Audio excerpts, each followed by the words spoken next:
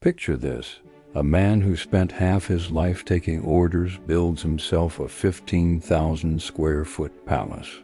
He calls it the cottage. The understatement is intentional.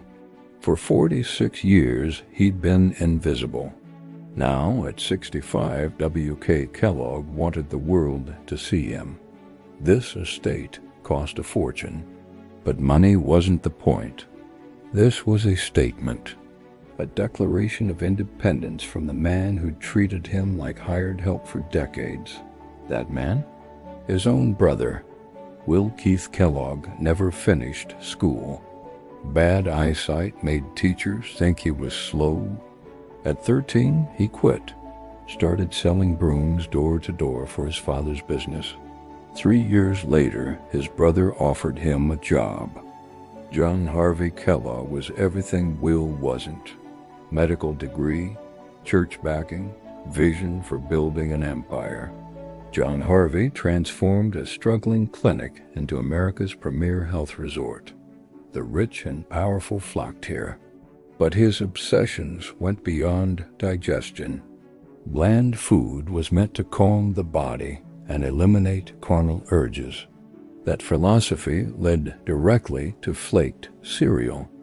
While John Harvey built his reputation, Will kept the operation running. 120 hours every week. Minimal salary. Maximum humiliation. Will had to address his own brother as Dr. Kellogg, never as family. In 1884, Will wrote in his diary, "I feel kind of blue.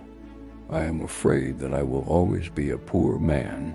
Will watched other men get rich from Sanitarium ideas. At 46, he'd spent his entire adult life enriching others. February 19th, 1906. Will Keith Kellogg founded the Battle Creek Toasted Corn Flake Company. He answered to no one. He increased the sugar content. He understood modern marketing. He added one more element to every box, his signature. John Harvey watched his younger brother's success with growing irritation. The servant had become a competitor. The brothers were now enemies. The legal battles stretched across years. When housewives reached for Kellogg's cereal, they weren't thinking of a doctor. They were thinking of breakfast. December 1920. The verdict was absolute. Will won exclusive rights to use the Kellogg name. The personal cost was permanent. At 65, Will finally had wealth beyond measure. He built the cottage overlooking Gull Lake. He ordered fully mature trees transplanted. He couldn't wait for trees to grow. As a boy, I never learned to play, Will said. In 1925, success came with a price. Will fired his son, John Leonard. Father and son never spoke again.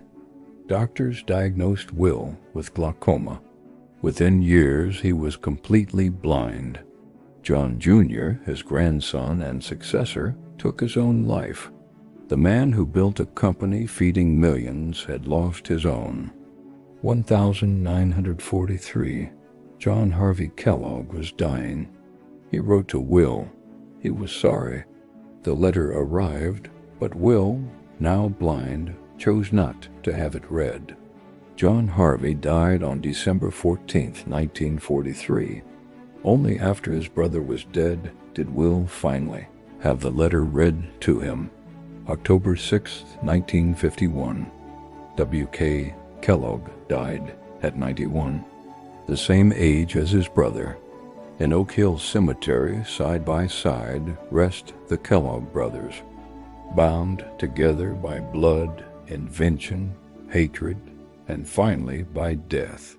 Every morning, people reach for boxes bearing the name W.K. Kellogg wrote, "Will once feared he'd always be a poor man.